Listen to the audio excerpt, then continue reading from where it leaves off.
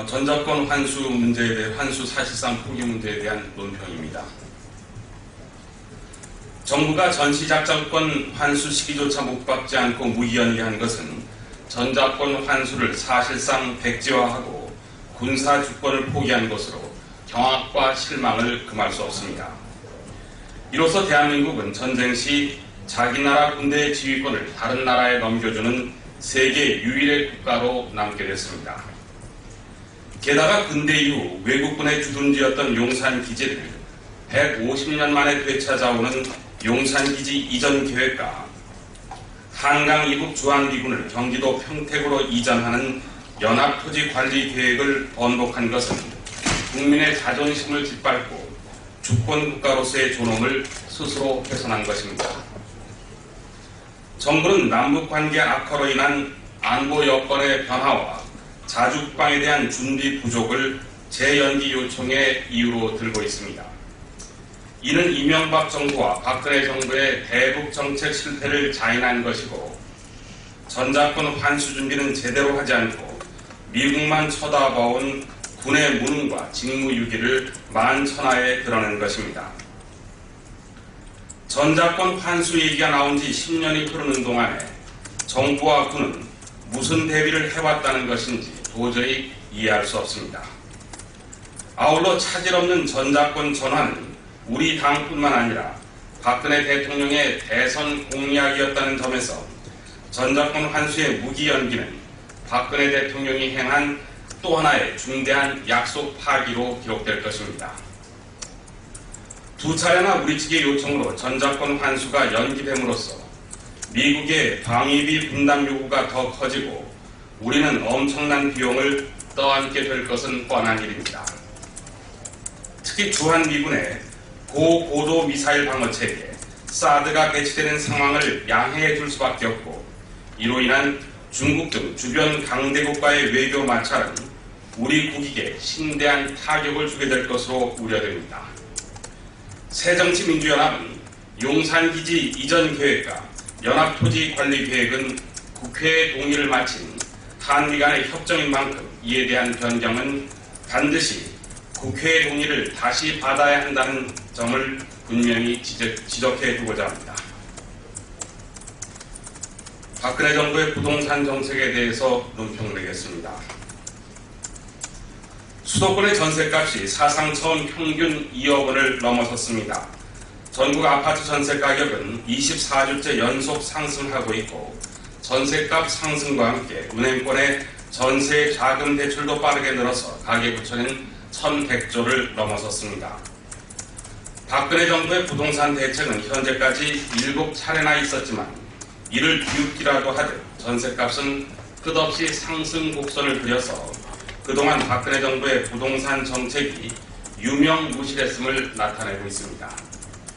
특히 지난 9월에 정부가 내놓은 규제 합리화를 통한 주택시장 활력 회복은 매매시장의 정상화는커녕 재개발, 재건축 규제 완화로 다주택자와 건설업체들의 배만 불리는 결과를 낳았습니다. 전세값 잡겠다고 빚내서 집사라는 정부의 금리 인하 정책 역시 전세난을 더욱 부추기는 꼴이 됐습니다. 낮은 금리로 집주인들은 전세를 월세로 돌리고 있고 비싼 집값, 비싼 월세의 전세 매물은 점점 더 귀해져서 끝없이 전세값만 오르고 있는 현실입니다. 박근혜 정부의 부동산 정책은 완전히 빗나갔습니다. 서민들은 집주인에게서 전화만 와도 두렵다고 합니다. 박근혜 정부는 전세값이 얼마나 더 올라야 그리고 전세살이 서민들이 얼마나 더 눈물을 흘려야 자신들의 과오를 인정할 것인지 이대로라면 전세 대란은 불보듯 뻔합니다. 새정치민주연합은 임대기간 보장과 임대료 상한제 도입, 임대정보의 투명성 제고, 표준 임대차 계약 도입을 3대 과제로 제시해서 이를 통한 임대시장 정상화를 꾸준히 주장해왔습니다. 부동산 전문가들 역시 전월세 공급 확대를 위한 세제 혜택과 주택 바우처 확대 등 전세시장 안정화 대책이 시급한 상황이라고 입을 모으고 있습니다. 오죽하면 지난 대선을 함께한 박근혜 대통령의 경제교사들까지 등을 돌렸겠습니까? 대통령과 정부는 왔던 길을 되돌아보고 새정치민주연합과 전문가 그리고 전세살이 세입자들의 목소리에 귀를 기울여서 실효성 있는 부동산 대책을 세워야 할 것입니다. 마지막으로 오늘 오전에 있었던 문희상 비대위원장의 윌리엄 패터슨 주한 호주대사 면담 소식 간단하게 브리핑해드리겠습니다. 문희상 비대위원장은 오늘 오전에 국회 대표 회의실에서 윌리엄 패터슨 주한 호주 대사의 예방을 받고 한 호주 FTA 등 양국 간의 현안에 대해서 의견을 나눴습니다.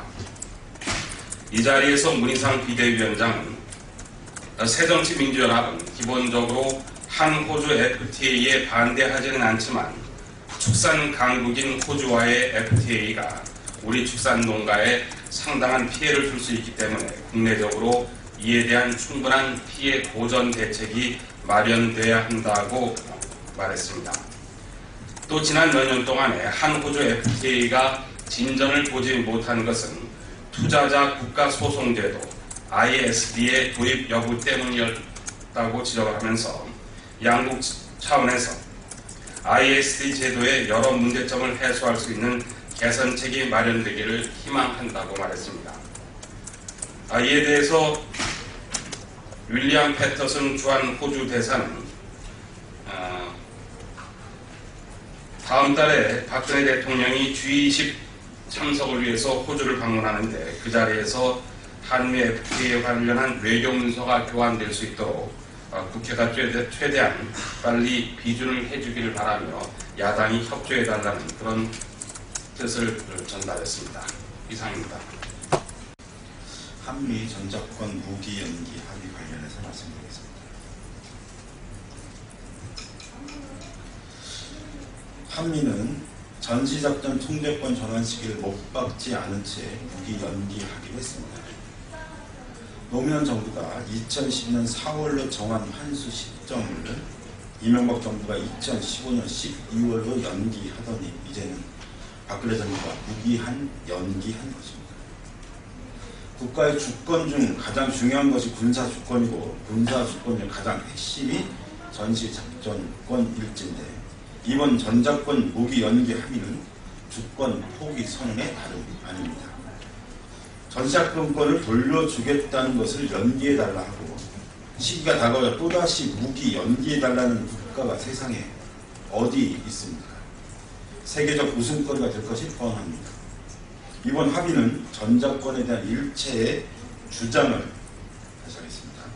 이번 합의는 전작권에 대한 일체의 주권을 주장하지 않겠다는 다짐입니다. 전작권을 찾아오겠다는 대선 공약의 파기이며 대국민 거짓말입니다. 이제 더 이상 한국군의 힘으로 전쟁을 막고 평화를 지킬 수 없으며 미군에 의존할 수밖에 없다는 한국군 능력 포기 선언입니다. 한반도 정세를 우리가 주도하지 못하니 미국이 해달라는 애걸 선언에 달합니다. 전작권 전환 시기는 한국군의 능력과 주변 안보 환경 등 조건이 충족되어야 한다고 했는데 북한의 핵과 미사일에 대한 완벽한 대비는 미국을 포함한 전 세계 어느 국가도 못하고 있는 마당에 한국군이 그 조건을 충족할 수는 있기는 한 것입니까? 이쯤 되면 한국군은 능력이 없다는 것을 만천하에 털어놓는 것이 맞고 통일이 되어야만 하겠습니다. 이쯤 되면 한국군은 능력이 없다는 것을 만천하에 털어놓는 것이 맞고 통일이 되어야만 전작권을 찾아올 수 있다고 솔직히 말하는 것이 맞습니다. 또한 한미연합사를 용산 미군 기지에 주한미 이사단 예약 210 또한 한미연합사를 용산 미군기지에 주한미 이사단 예하 218억 여단을 동주천에 잔류시키기로 합의했습니다. 애초 2016년까지 평택기지로 이전하기로 한 합의를 뒤집은 것입니다. 국민들이 그렇게 반대했는데도 도대체 평택 미군기지는 왜 만든 것인지 묻지 않을 수 없습니다. 여기에 일본의 재무장화 가능성 때문에 한미일 군사정보 MOU에 대한 반대 목소리가 높은 상황에서 한미일 군사정보 공유의 중요성을 언급한 것은 또 무엇입니까? 이 모든 것을 전작권 전환을 포기한 미국에게 주는 선물이라는 것은 삼척동자에 다 알립니다. 묻고 싶습니다. 박근혜 대통령은 자신의 대선 공약을 알기나 하는 것입니까? 지난 대선 때 외교 안보 분야 핵심 공약으로 내세웠던 전작권 환수 공약을 스스로 파기한 것인데 청와대는 국방부가 알아서 할 일이라며 무책임의 가치를 보여주고 있습니다. 박 대통령은 이번 합의로 무엇을 얻었다고 평가할지 모르겠습니다. 우리 국민은 우리의 주권을 되찾지 못한 분노에 시일야 방송 대곡이라도 하고 싶은 심정이라는 것을 알기를 바랍니다. 당청 갈등에 대한 새누리당 대변인이 어제 논평이 있었는데 관련해서 말씀드리겠습니다. 어제 새누리당 박대출 대변인이 야당 지도자들이 청와대 새누리당 간 틈 벌리기를 시도한다며 이간계라는 표현까지 써가며 신경질적인 반응을 보였습니다. 가히 종로에서 뺨 맞고 한강에서 화풀이하는 격입니다. 청와대에는 말을 못하니 애꿎은 야당에 화풀이하고 있는 것은 아닙니까? 최근 이달에는 청와대와 새누리당 간 갈등의 원인은 박근혜 대통령의 제왕적 리더십에 있다는 것은 우리 누구나 다 아는 사실입니다. 새누리당을 정권의 동반자이자 책임있는 집권 여당이 아니라 청와대의 호위무사 정도로 인식하고 있는 박 대통령의 오만과 독선에 새누리당 내에서도 불만이 분출되고 있는 것은 엄연한 사실입니다. 김무성 대표께서도 이런 상황을 잘 아시기 때문에 줄곧 청와대에 할 말을 하는 여당을 만들겠다고 호언장담하신 것이 아닙니까? 최근 당청 간 갈등의 원인을 야권의 이관계로 뒤집어 씌우려는 새누리당의 태도는 매우 졸렬하고 옹졸한 것으로 대단히 유감스럽습니다. 아울러 대한민국의 정치의 품격을 이끌어야 할 집권 여당으로서의 진중한 자세를 지켜주실 것을 당부드립니다. 대북전단 살포에 대한 정부의 태도 관련해서 말씀드리겠습니다. 오수함체가 25일 파주 임진각 인근에서 대북전단 살포를 강행하겠다고 하자 결국 해당 지역 주민들이 철야 농성에 들어가는 등 긴장이 고조되고 있습니다. 이렇게 국민들이 직접 생명의 위협을 느끼고 자구책 마련에 나서고 있는데 정부는 여전히 오락가락 무대책입니다. 특히나 국내외 위협으로부터 국민의 신변을 보호해야 할 군과 경찰이 매우 어처구니없는 태도로 일관하고 있습니다.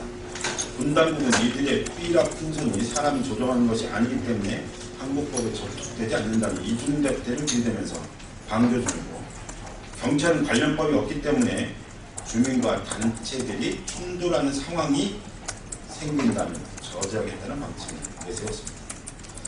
도대체 이 나라의 국민은 어디에 있는 것입니까? 어떤 사태가 벌어질지 눈앞에 뻔하게 펼쳐지는데도 아무런 조치를 취하지 않는 것이 과연 권력자의 이 정도 할 일입니까? 이런 수수방관적인 태도가 세월호 참사를 풀고 판교 참사를 일으킨 것이 아닙니까?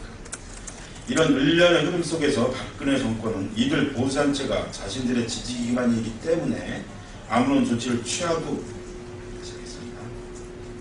이런 일련의 흐름 속에서 박근혜 정권은 이들 보수단체가 자신들의 지지 기반이기 때문에 아무런 조치를 취하지 않고 있다는 의혹을 들게 합니다. 그런 얄팍한 정치적 고려라면 당장 머릿속에서 지워야 할 것입니다. 어떤 경우에도 국민의 안전보다 앞서는 것은 없습니다. 정권을 위협하는 사안에 대해 정권을 위협하는 사안에 대해서는 없는 법도 만들어내고 있는 법도 무시하던 박근혜 정부가 아니었습니다. 뻔한 핑계는 당장 집어치우고 대북전단 살포 강행을 속히 나가야 할 것입니다. 이상입니다. 박근혜 정권이 끝내 군사주권을 포기하겠다고 선언했습니다. 일말의 부끄러움조차 모르는 최악의 합의입니다. 2004년 전시작전 통제권 환수를 합의한 것은 한반도 안보와 위기관리를 미국에 의존하지 않고 우리 스스로 해결하겠다는 정상적인 주권 국가로서의 당연한 판단이었습니다. 그러나 이번 무기한 연기 합의로 박근혜 정권은 앞으로도 계속하여 미국에만 의존하겠다는 비정상적 국가임을 세계 만방에 선포했습니다. 남북 고위급 회담과 존 케리 미 국무장관의 북미 대화 가능성 발언 등 한반도를 둘러싼 정세는 시시각각 변화하고 있습니다. 당연히 이를 주도하며 이끌어가야 할 상황에서 정부 당국은 여전히 미국에만 의존하며 안주하겠다고 합니다. 그야말로 무능하고 무책임하며 무기력한 정권입니다. 우리 군의 능력이 부족하다고 매달리는 대목에서는 정말이지 낯뜨거워 얼굴조차 들 수가 없습니다. 그렇다면 해마다 한국군의 능력이 탁월하다고 했던 미국의 평가는 대체 무엇입니까? 지난 10년간 정부와 군은 아무 대비도 안 하고 그저 멍하니 손만 빨고 있었다는 자백이나 다름없지 않습니까? 한민국 국방장관도 지난 2010년 합참의장 후보 인사청문회에서 빠르게 준비하면 2012년까지도 가능할 것으로 보았다. 2015년까지 3년이 넘는 시간을 얻었으니 충분히 내실 있는 준비를 하겠다고 답한 바 있습니다. 한 장관이야말로 무리한 연기를 합의하기 전에 충분히 내실 있는 준비를 하지 못한 데 대한 책임을 지고 국방장관직부터 내려놓아야 하지 않겠습니까? 2004년 전작권 합의 당시와 달라진 것은 오직 미국의 위상뿐입니다. 10년 전보다 세계적인 영향력은 훨씬 더 쇠퇴하였고 심각한 재정위기로 자동 예산 삭감이 진행 중입니다. 이번 합의는 우리 국민들의 세금으로 쇠락해가는 미국의 패권을 유지해주면서 삭감된 예산까지 보전해주겠다는 것에 다름 아닙니다. 미국에게는 훌륭한 동맹국으로 평가받을지 모르겠으나 국제적으로는 비정상적인 국가로 웃음거리만 될 뿐입니다. 거기에 한미일 군사협력 추진까지. 이번 SCM은 미래 지향은커녕 과거 회기도 모자라 굴절되고 굴욕적인 자리로 남게 될 것입니다. 이상입니다.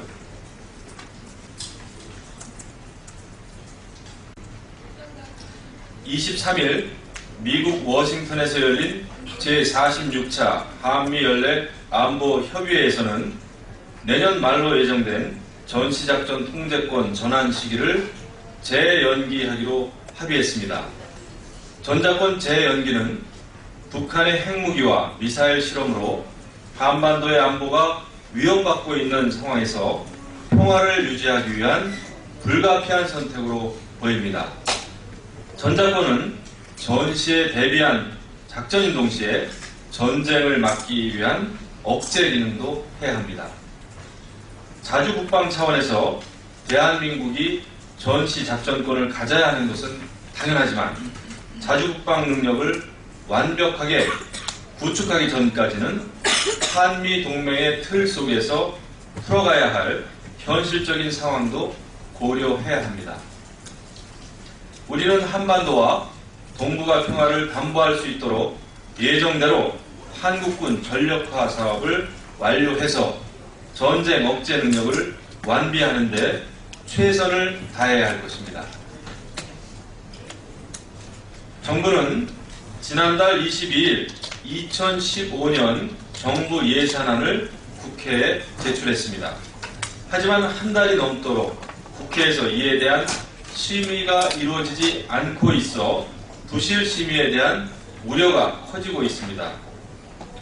국회법에 따르면 정부가 국회에 제출한 예산안은 예결 특위의 공청회와 각 상임위별 예산 심사를 거쳐서 예결 특위 내 소위에서 종합 심사를 거친 뒤에야 비로소 본회의 의결이 가능합니다. 일각에서는 이러한 일정을 고려해 볼 때 내년도 예산안의 졸속, 부실 심사가 100% 확실하다는 이야기까지 나오고 있습니다. 더군다나 국회 선진화법에 따라 올해부터는 예산안이 12월 1일 국회 본회의에 자동 부의됩니다. 이 같은 상황을 고려하면 국회가 예산안을 심의할 수 있는 물리적인 시간은 턱없이 부족합니다. 특히 내년 예산은 경제 활성화, 누리과정, 담뱃값 인상 등 국회에서 꼼꼼하고 심도 있게 챙겨야 할 예산들이 수두룩합니다. 예산은 국민의 혈세로 만들어지는 것입니다. 국민을 대표하는 국회에서 챙기지 않으면 누가 챙기겠습니까?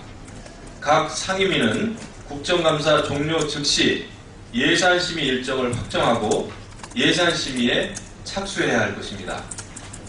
새누리당은 내년도 예산안이 국회에서 제대로 논의될 수 다시 하겠습니다. 새누리당은 내년도 예산안이 국회에서 제대로 논의될 수 있도록 최선을 다할 것입니다. 내년 예산이 국가 발전과 더불어 국민 삶의 질을 끌어올리는 데 편성되도록 모든 노력을 다할 것입니다. 북한이 제2차 남북 고위급 접촉 성사를 위한 전제 조건으로 대북 전단 살포행위 저지를 제시했습니다. 지난 4일 인천 고위급 회담에서 합의된 사항에 조건을 단 것입니다. 이것은 이미 이루어진 합의에는 전제 조건을 달지 않는다는 외교적 상식을 벗어난 행위입니다. 대화 상대국으로서의 책임 있는 자세 또한 아닙니다. 북한이 남북 간의 진정한 관계 개선을 원한다면 사전 조건 없이 제2차 남북 고위급 접촉에 응해야 할 것입니다. 또한 북한이 제시한 대북 전단 살포 문제는 제2차 남북 고위급 접촉에서 논의될 수 있고 남북 간 대화를 통해 해결할 수 있는 사안인 만큼 대통론을 열자던 처음 마음가짐으로 대화의 장에 나올 것을 거듭 촉구합니다. 오늘은 제69회 유엔의 날입니다. 제2차 세계대전 직후인 1945년 오늘 국제 평화를 유지하기 위해 미국 샌프란시스코에서 국제연합이 설립됐습니다. 세계 평화를 수호하기 위해 매진하고 있는 반기문 유엔 사무총장을 비롯해서 유엔 직원들의 노고에 감사와 경의를 표합니다. 우리나라는 60여 년 전 유엔으로부터 큰 도움을 받았습니다. 1950년 한국 전쟁이 발발하자 유엔은 연합군을 파병해서 한국의 자유민주주의와 국제 평화를 수호하기 위해 싸웠습니다. 오늘 부산 유엔 기념공원에서는 자유와 평화 수호의 길에 꽃 같은 목숨을 바친 참전 유엔군 영령들을 기리는 기념 행사가 거행된다고 합니다. 대한민국은 이제 도움을 받는 나라에서 도움을 주는 나라가 되었습니다. 우리는 유엔을 구성하는 책임있는 일원으로서 국제 평화와 안전을 위해서 최선의 노력을 다할 것입니다.